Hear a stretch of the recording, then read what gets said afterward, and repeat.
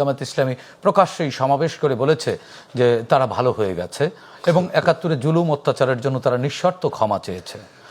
কিন্তু আসলে যদি এটা তারা স্বীকার করে তাহলে সেই গণহত্যার কি হবে, দায় কে নেবে? না, যদি স্বীকার করে তাহলে তো গণহত্যার দায়ও তাদেরকে নিতেই হবে। এটা তো অস্বীকার করার কোনো জো নাই। কথাটা হলো শোয়েন, ভালো হয়ে গেছি নিজে বললে তো হবে না, মানুষ বলছে কিনা যে ভালো হয়ে গেছে।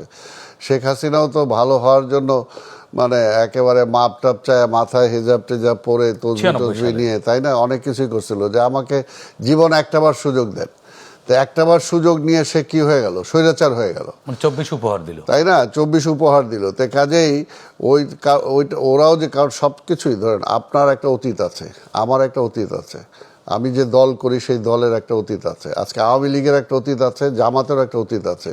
অতীত দিয়েই কিন্তু তাকে চেনা যায়, ভবিষ্যতে হ্যাঁ, অতীত দিয়েই তাকে চেনা যায় যে অতীতে আপনি কি করছেন। এই জায়গায় এই জন্য বলবো যে আজকে অতীতে বিএনপির স্বাধীনতার ঘোষক শহীদ রাষ্ট্রপতি জিয়াউর রহমান কি করেছে সেটা দিয়ে কিন্তু এখনো বিএনপি গ্লোরিয়াস। ইতিহাস থেকে আমরা বলি শিক্ষা নেওয়ার জন্য, কিন্তু আসলে আমরা কেউ শিক্ষা গ্রহণ করি না। এটাই হলো সবচেয়ে বড়। যদি শেখ হাসিনা তার বাবার এই পরিণতির জন্য যদি ওইকে কেন হলো সেটা থেকে যদি শিক্ষা গ্রহণ করত, সে যদি ইতিহাসটা পাল্টাতে না চাইতো এবং সে যদি গণতন্ত্রের পথটা উন্মুক্ত রাখতো, তাহলে কিন্তু আজকে তার এই পরিণতি হতো না। আজকে তার পরিণতির জন্য কিন্তু সে নিজেই দায়ী, তাই না? সেটা কিন্তু জোর করে কেউ তাকে এই পরিণতির জায়গায় ঠেলে দেয় নাই, সে নিজেই বেছে নিয়েছে এটা।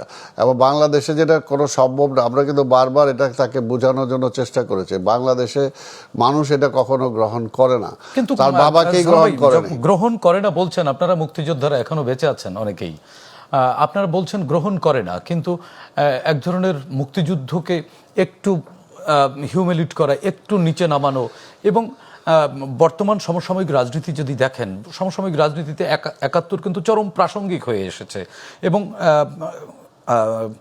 দুটি পক্ষ দুই ভাগে বিভক্ত। এবং একটি পক্ষ আজকে যখন ১৬ই ডিসেম্বর আজকে মহান বিজয় দিবস রাজনৈতিক দলগুলো পালন করছে, তখন যারা ১৯৭১ সালে যাদের বিরুদ্ধে আপনারা অভিযোগ করে আসছেন যে তারা স্বাধীনতা চায়নি, বাংলাদেশ চায়নি, তারা আজকে জামাত ইসলামী, খোলামেলাই বলি, জামাত ইসলামী প্রকাশ্যেই সমাবেশ করে বলেছে যে তারা ভালো হয়ে গেছে এবং ৭১-এ জুলুম অত্যাচারের জন্য তারা নিঃশর্ত ক্ষমা চেয়েছে। কিন্তু আসলে যদি এটা তারা স্বীকার করে তাহলে সেই গণহত্যার কি হবে, দায় কে নেবে? না, যদি স্বীকার করে তাহলে তো গণহত্যার দায়ও তাদেরকে নিতেই হবে। এটা তো অস্বীকার করার কোনো জো নাই। কথাটা হলো শোয়েন, ভালো হয়ে গেছি নিজে বললে তো হবে না, মানুষ বলছে কিনা যে ভালো হয়ে গেছে।